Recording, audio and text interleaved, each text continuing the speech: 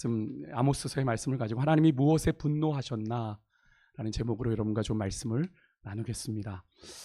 여러분 아모스서 말씀 묵상 잘 하고 계십니까? 저는 공교롭다는 생각이 참 듭니다. 왜 하필 이때에 아모스서였을까 하는 그런 생각을 해보는데, 우리가 짠 이거 아니잖아요, 그죠? 매일 성경에서 짜준 대로 우리는 묵상해 가는데 왜 하필 이때에, 이 혼란한 때에 아모스서일까라는 생각을 해보게 되는데요. 한번 우리 하나님의 마음을 아모스서를 통해 우리가 좀 느껴보기를 원합니다. 우리 경제 용어 중에 낙수효과라는 게 있습니다. 혹시 아십니까? 낙수효과. 대기업 그리고 고소득층의 소득을 먼저 늘려주면 그들의 소비가 또 투자가 증가되고, 그래서 그들 산하에 있는 중소기업이나 또 저소득층이 그 혜택을 누리게 된다라는 의미인데요. 쉽게 말해서 소수의 대기업 재벌 잘 만들어주면 그 재벌이 고용도 창출하고 또 이렇게 해서 그 재벌의 부가 퍼져가게 된다. 근데 정말 그렇습니까? 네, 좀 이렇게 사업을 하시는 분들 다 고개를 절레절레, 직장생활 하시는 분, 권사님도 그렇습니다. 현실은 많이 다르죠. 인류 역사를 보아도 어느 시대든 부가 공평하게 배분된 경우는 없었습니다. 거의 없었습니다. 오늘 아모스의 이야기에서도 우리는 그 사실을 확인하게 됩니다.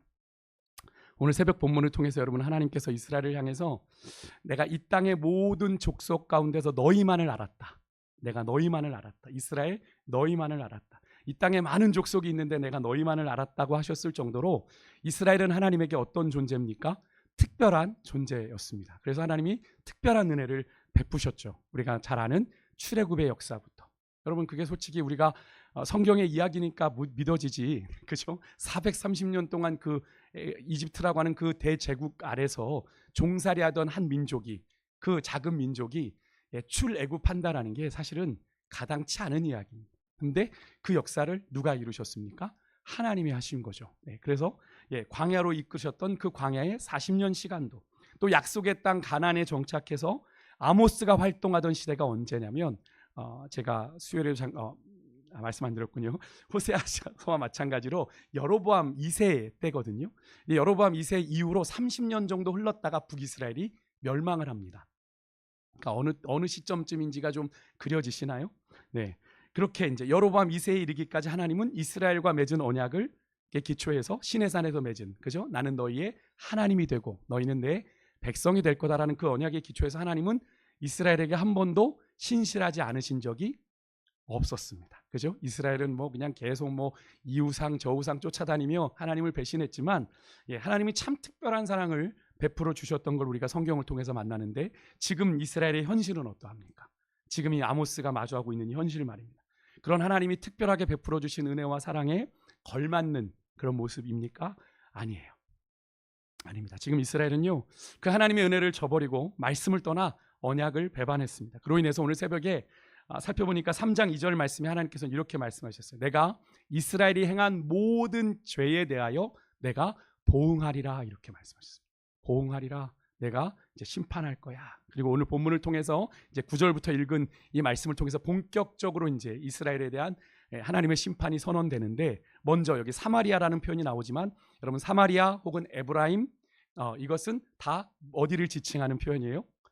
북이스라엘을 지칭하는 표현입니다. 그러니까 여러분 사마리아나 혹은 에브라임이라고 하면, 이번에 에브라임 지파가 제가 새벽에 말씀드렸지만 가장 강력한 이 북이스라엘에서 지파였습니다. 그리고 북이스라엘의 시작을 했던 여로보암도 바로 에브라임 지파고요. 그래서 이 에브라임이 큰 지파에 속했습니다. 그래서 에브라임이라고 하면 북이스라엘이구나라고 생각을 좀 하시면 되는데, 오늘 이 사마리아, 북이스라엘의 죄, 특별히 왕실의 죄가 고발이 되고 있습니다.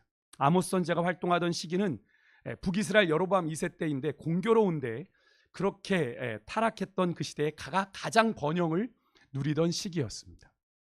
가장.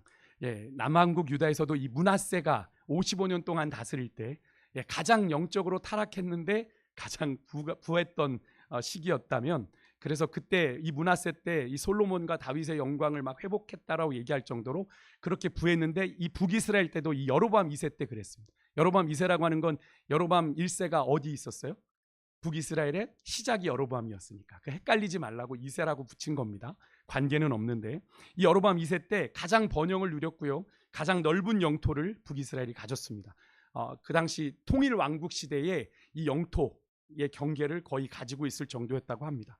근데 이때 거대한 이제 부유함이 이스라엘로 쏟아져 들어왔고, 그것을 이용하는 부유한 사람들이 막 부유한 계층이 막 늘어났습니다. 당시에 그러니까 이제 막 얼마나 사치스러운 집들, 뭐 뒤에 나오지만 겨울궁, 여름궁이 있을 정도로. 이게 뭘 의미하는 겁니까? 겨울에 사는 집이 따로 있고 여름에 사는 집이 따로 있을 정도로 그렇게 사치스럽게 막 집을 지어놓고 지냈고, 상아로 만든 침상, 상아는 우리가 언제 봤죠? 솔로몬 시대 때나 보던, 그죠? 막 수입해 들어와서 두로에서 막 이렇게 수입해 들어와서 막 상아로 만든 의자를 만들고 이러지 않았습니까? 그런 침상, 뭐 포도주, 귀한 기름, 이런 귀중한 물건들이 많이 들어오던 때예요. 근데 그게 골고루 나눠졌을까요? 백성들에게? 아니죠. 이러한 부가 일부 상류층에만 편중이 됐어요. 그러니까 대다수의 백성들은 이 지도층의 부정부패로 고통을 받아야 했던 시대입니다. 그래서인지 몰라도 하나님의 심판의 경고가 가장 먼저 어디를 향해요? 그들의 지도자들인 왕실에게, 궁궐로 향하는 겁니다. 그러니까 선지자가 이스라엘이 범한 죄의 심각성을 지적하기 위해서 열방 중 두 나라를 증인으로 소환합니다. 한번 봐라. 아까 우리가 읽었죠. 아스돗과 어디입니까? 애굽입니다. 아스돗은 블레셋을 의미하는 거고요. 애굽은 이제 뭐 여러분들 아시니까. 근데 여기에 아스돗은 1장에서 아모스가 이방 민족들에 대한 심판을 선언하는 것으로 아모스가 시작이 되는데, 거기서 이미 이방 민족들에 대한 심판에서 이 아스돗의 이 잔혹함으로 이미 하나님의 심판을 들었던 민족입니다. 그러니까 이 아스돗이나 애굽은 뭘 의미하냐면 잔인함으로 잔혹함으로 유명한 자들이 바로 이들이었다는 거예요. 근데 그런 자들을 불러와요. 한번 우리 9절 한 번만 더 읽어볼게요.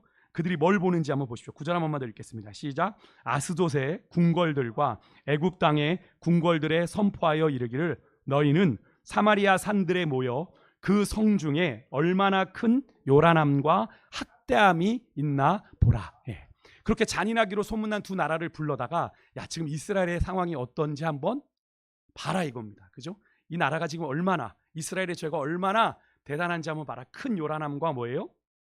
학대함이 얼마나 있는지 봐라. 그러니까 이스라엘의 죄가 어떻다는 거예요? 그들의 수준, 잔인하기로 잔혹하기로 소문난 아스돗과 애굽보다 훨씬 뛰어넘는 수준이라는 걸 우리가 간접적으로 알 수 있는 표현이죠.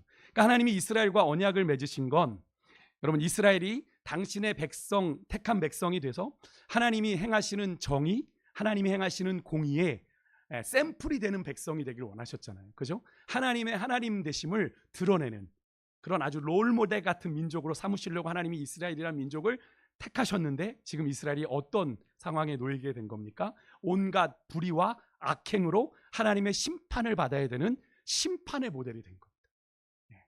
근데 그 수준이 어느 정도예요? 악행으로 유명한 아스돗, 애굽이라는 민족이 봐도 와 라고 놀랄 정도라는 겁니다. 그러니까 얼마나, 지금 이게 이방 민족에게 일어나도 안 될 일인데 지금 누구에게 이 일이 벌어졌어요? 하나님의 언약 백성, 하나님이 택하신 백성에게 일이 벌어졌으니 이게 얼마나 더 엄청난 일이겠습니까? 그럼 이스라엘의 죄가 뭘까요? 이스라엘의 죄는 오늘 본문에서 4가지 단어로 정리되는데, 9절과 10절에 보면 이런 단어들이 나열이 됩니다. 큰 요란함, 학대함, 포악과 겁탈, 이런 표현으로 표현이 됩니다. 여기서 요란함이라는 건 뭔가 시끄러운 거죠.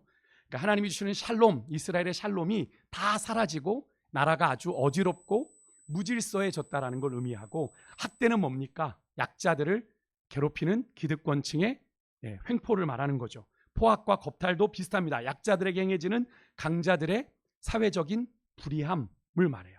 그러니까 통치자들에 의해 계속되어지는, 통치자들은 지금 잘 먹고 잘 사는데 더 잘 먹고 잘 살려고 어려운 자들을 어떻게 해요? 계속 수탈하고 폭력을 행하는 걸 말합니다. 그러니까 이런 악행들로 인해서 이스라엘은 하나님께 기소가 된 거예요. 그래서 열국 앞에서, 이방 민족들 앞에서 지금 재판을 받는 거예요. 그들의 잔인함과 포악함이 지금 블레셋의 아스돗, 애굽이 소환될 정도로 이방 민족들보다 더했다. 과거에 애굽의 폭정 아래 있었던 그들은 이제 스스로 뭐가 된 거예요? 폭군이 되어버린 겁니다. 그죠? 이 애굽에서 그렇게 고통을 당했던 그들이 과거 그들의 시절을 생각하지 못하고 그들이 같은 동족에게 그것도 폭군이 되어버렸고, 과거의 피해자였던 그들이 스스로가 뭐가 됐어요? 가해자가 되어버린. 그렇게 포악과 겁탈을 오히려 자랑거리로 삼는 이 이스라엘의 어이없는 모습에 하나님이 뭐라고 한탄하셨냐면, 오늘 본문에 보면 바른 일을 행할 줄 모른다. 이렇게 얘기하셔요. 9절에 보니까 바른 일을 행할 줄 모른다. 하나님의 자랑스러운 면류관이어야 되는데, 하나님의 자랑거리가 되어야 되는 이스라엘 백성이 하나님의 수치로 전락해버린 지금 참담한 상황을 지금 마주하고 있는 겁니다. 그러니까 이스라엘은 그들의 뼛속 깊이 새겨진 430년 동안의 그 애굽의 고통의 역사뿐 아니라 하나님의 은혜도 잊어버렸고 인간으로서 마땅히 해야 될 도리도 지금 다 잊어버린, 철저하게 망가져버린 그런 모습을 볼 수 있어요. 어떻게 하나님의 택한 백성이 이 지경까지 이룰 수 있을까 싶은데 그런 지경까지 이른 겁니다. 이런 이스라엘, 이방 민족보다도 더 악한 하나님의 택한 백성 이스라엘을 하나님 두고 보실 수 있었을까요? 없는 거죠. 그렇지 않죠. 11절에 보니까 하나님은 그런 이스라엘을 심판하시겠다 하시는데 이렇게 심판하시면 됩니다. 이 땅 사면의 대적들을 다 일으키시겠다. 하나님이 지켜주셨는데 이스라엘 주변에 있는 사면의 대적들을 일으켜 내가 이스라엘을 심판할 거다. 온갖 사치와 향락으로 가득한 궁궐 다 불태워버리겠다. 너희들이 수탈하고 폭력으로 약자들에게 빼앗은 것 다 약탈당하게 만들겠다. 하나님이 그렇게 선언하세요. 여러분 분명히 기억하셔야 되는 건 하나님은 자신의 힘과 권력을 악용해서요 남의 것을 불의하게 탈취한 재산 하나님이 반드시 빼앗아 가십니다.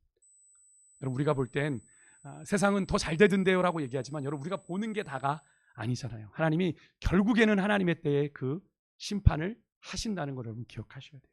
그래서 여러분 잠언 24장 1절에 그런 말씀이 나옵니다. 악인의 형통함을 어떻게 해요? 부러워하지 말고 그와 함께 있으려고도 하지 말아라. 여러분 참 우리의 마음이 뜨끔하지 않습니까? 가끔은 슬쩍 가끔 불의한 자와 함께 이렇게 떡고물이나 떨어지기를 죄송합니다. 제가 가끔 여러분들 표정 그래요. 난 아닌데. 그럴 수 있잖아요. 우리가 그런 것 때문에. 또 잠언 24장 19절엔 행악자들로 말미암아 뭐라고 하냐면 분을 품지 말래요. 우리 요즘 그런 마음 많이 들잖아요. 그죠? 어떻게 저럴 수 있을까? 막 거룩한 의분이 막 솟구치는데 분을 품지 말아라. 그래서 뒤에 이어지는 말씀은 부러워하지도 말아라. 이유는 분명합니다. 왜 분을 품지 말라고 해요? 잠언 21장 4절 악인의 형통한 것은 뭐다? 없습니까? 죄기 때문에. 그거로 인해 분을 품지 말고 하나님이 심판하실 거니까. 원수 갚는 것 누구에게 있다? 하나님께 있어요. 여러분 우리가 굳이 품을 필요 없어요. 하나님이 결정하시고 하나님 판단해. 그러니까 여러분 절대로 악인의 형통함으로 인해 분을 내거나 부러워하거나 여러분 하지 마시길 바랍니다. 하나님의 공의를 신뢰하시길 바랍니다. 다시 본문으로 와서 12절에 보니까 하나님께서는 그렇게 이스라엘을 심판하시는데 어느 지경까지 몰아가시냐면 자 보십시오. 사자가 사냥감의 다리나 귀조각만 겨우 남겨서 그 목자가 그 양을 챙겨 오듯 대적들의 그 사방으로 일어난 대적들의 공격에서 겨우 아주 일부만 극소수만 살아남는 아주 초라한 형국을 맞이하게 될 거다 말씀하시는데 여러분 북이스라엘의 역사에 가장 번영한 시대를 이룬 이 이스라엘의 왕실에 남겨진 거라고 뭐만 남는데요 12절 후반부 보십시오. 침상, 모서리, 걸상의 방석 이게 궁궐 거였구나 라고 겨우 알 수 있는 것만 남는 아주 철저하게 짓밟히는 역사가 일어나게 된다고 말씀하세요. 그것만이 아닙니다. 여러분 이스라엘의 종교 중심지인 베델이요. 여러분 단과 베델에 뭐가 있었죠? 여로보암이 만든 제단이 있었잖아요. 예루살렘 가는 백성들을 막기 위해서. 그 베델의 제단도 짓밟히게 되는데 여러분 14절에 보세요. 하나님이 그 제단을 벌해 그 제단의 뿔들을 꺾어 땅에 떨어뜨렸다 이렇게 말씀하십니다. 그런데 여러분 이 장면은 좀 상징적인 의미가 있어요. 여러분 성전에서 그림 좀 보여주시겠어요? 제단이 두 개가 있어요. 번제단 밖에 그죠? 성소에 들어가기 전에 번제단, 제물을 태워드리는 번제단과 분향단 두 개의 제단이 있는데 여기서는 뭘 말하는 것 같으세요? 번제단을 말하는 겁니다. 번제단. 여기 뿔이 있죠? 이렇게 된 게 뿔입니다. 이렇게 뿔이 있는데 자 번제단의 뿔은 여러분 제사를 드릴 때 번제단에 드려지는 제물에 피를 바르던 장소입니다. 그런데 그게 꺾였어요. 그게 꺾여서 땅에 버려졌어요. 그게 뭘 의미하는 걸까요? 더 이상 이 제단을 통해 하나님께 제사를 드릴 수 있다 없다? 없다는 것을 의미합니다. 너희들의 예배 더 이상 내가 받지 않겠다. 또 하나는 제단의 불은 또 하나 이 불의한 자들이 자기 목숨을 겨우 이렇게 구걸하기 위해서 도망했던 곳이 저기입니다. 여러분 혹시 번제단의 뿔을 잡고 살려달라고 했던 사람 누구 혹시 기억나십니까? 솔로몬 때? 그 이름이 참 제가 별로 안 좋아하는 이름인데 이름이 뭐냐면 아도니아. 그래서 제가 그 이야기를 하면서 아도니아라는 얘기를 제가 노래 한번 불러드리지 않았습니까? 예, 아도니아가 솔로몬을 제끼고 왕위에 오르려고 음모를 했다가 실패하고선 솔로몬의 손에 죽게 되니까 어디 가서 매달렸죠? 번제단 뿔을 잡고 살려주세요. 살려만 주면 이거 놓을게, 이렇게 했던 장면을 여러분 열왕기상에 나오는데요. 여러분 그것이 바로 번제단의 뿔이었습니다. 그러니까 이 뿔이 떨어졌다는 건 뭐예요? 더 이상 그들에게 구원의 기회가, 도피처가 없다라는 걸 의미하는 거죠. 결국 심판날에 이스라엘이 도망갈 곳을 더 이상 찾을 수 없게 된 겁니다. 그러니까 꼭 이스라엘이 지금 처한 아주 막막한 현실을 하나님이 보여주듯, 그죠? 번제단의 뿔을 꺾어버린, 너희들에게 더 이상 소망이 없어, 이렇게 말하는. 근데 그것만이 아닙니다.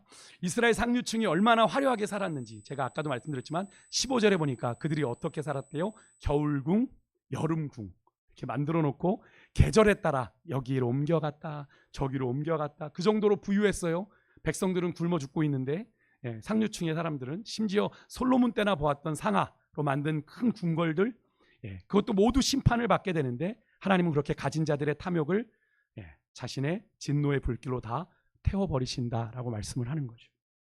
근데 여러분 여기서 우리가 좀 분명히 좀 짚고 넘어갈 게 하나 있는데, 여러분 이스라엘이 지금 이 사마리아가요 부했기 때문에 이런 심판을 받은 게 아니에요. 그죠? 이거 잘 짚고 넘어가요. 단순히 그들이 부했기 때문에 그런 게 아니라 그들이 어땠기 때문에? 악했기 때문에. 그죠? 악을 행했기 때문에 지금 이 심판을 받은 겁니다. 그럼 이렇게 생각할 수 있죠. 이런 말씀을 드리면 부한 것은 문제가 되지 않는구나. 그죠? 부한 것은 문제가 되네. 물론 부 자체, 그죠? 재물 자체가 우리에게 거절해야 될 대상은 아닙니다. 그죠? 그래서 성경은 디모데전서, 근데 문제는 뭐냐면 디모데전서 6장 10절에 사도 바울이 말하는 것처럼 뭐죠? 돈을 사랑함이 일만하게 뿌리가 된다. 근데 여러분 그 이어지는 말씀 한번 보시겠어요? 이어지는 말씀. 이것을 탐하는 자들은 미혹을 받아 어떻게 해요? 믿음에서 떠나 많은 근심으로써 자기를 찔렀다. 뭐가 문제입니까? 그 물질을 탐내기 시작하는 거예요. 욕심이 생기고 사랑하고 미혹을 받아 어떻게, 결국은 어떻게 되는 겁니까? 하나님을 향한 믿음에서 떠나게 되는 게 문제예요. 떠나게 되는 게 문제. 예수님도 그래서 그런 말씀하신 거잖아요. 하나님과 재물을 어떻게 한다? 겸하여 섬기지 못한다. 저는 예수님께서 우리의 인간이 가진 한계를 너무나 분명히 알고 계신 것 아닐까. 우리는 같이 섬길 수 있다라고 얘기하죠. 우리는 뭐 지혜 있으니까 하나님 내게 맡겨줘 보세요. 난 얼마든지 하나님 그 주신 재물로 멋지게 섬길 수 있습니다 라고 얘기를 합니다. 그런데 그게 쉽다 어렵다? 많이 어렵습니다. 제 경험상 그렇습니다. 제가 그래도 나름 목회해오면서 소위 교회 안에서 복을 좀 받았다는 분들 많이 만났는데 그분들이 신앙생활을 잘 영위해가는 분들을 솔직히 많이 보지 못했습니다. 다 믿음에서 넘어지거나 혹은 낙오되거나 어렵게 다시 돌아오는 것들을 많이 보았거든요. 여러분 그만큼 물질이라고 하는 것이요, 여러분 나도 모르는 사이에 여러분 우리가 하나님을 향해 가져야 되는 순전한 신앙, 하나님만을 사랑해야 되는 그것을 변질되게 할 수 있다라는 거예요. 그래서 여러분 당장 우리가 부와 어떤 권력이 여러분 우리에게 가져다 줄 어떤 우리의 삶의 유익, 그런 혜택만을 여러분 생각하지만 여러분 그것으로 인해서 우리가 잃어버리게 될 신앙의 손해들도 우리가 분명히 고려해야 됩니다. 그래서 제가 주일날 지난주일에 어떤 기도를 여러분들에게 소개시켜드렸죠. 잠언 30장에 아굴의 기도, 그죠? 하나님 나를 너무 부하게도 마시고, 그죠? 너무 가난하게도 마십시오. 내가 부하여 주님을 모른다 할까 합니다. 내가 가난하여 도둑질하여 내가 주님의 영광 가릴까 두렵습니다. 여러분 그 기도를 우리가 꼭 기억해야 돼요. 오늘 말씀을 마무리하겠습니다. 우리 하나님께서는 우리가 좀 이런 생각을 했으면 좋겠습니다. 오늘 이야기가 약간 여러분들에게 그런 생각도 들으실 수 있지 않아요? 어떤 하나님이 종교적인 범죄에만 우리가 뭔가 말씀을 어겼을 때만 하나님 우리에게 반응하시는 분으로 우리가 좀 그렇게 생각할 수 있는데 여러분 하나님은 그런 분이 아니라는 거예요. 아모스의 주제를 담은 말씀이 뭐죠? 아모스 5장 24절 우리 같이 한번 읽어볼까요?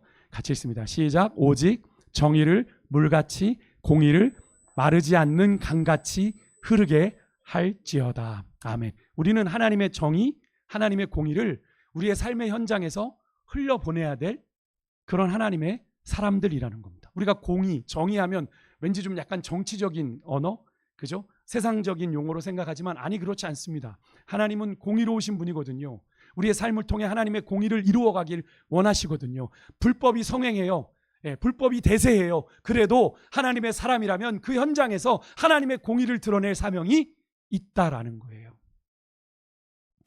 여러분, 오늘 이 아모스서를 묵상하면서 그런 마음이 좀 들었습니다.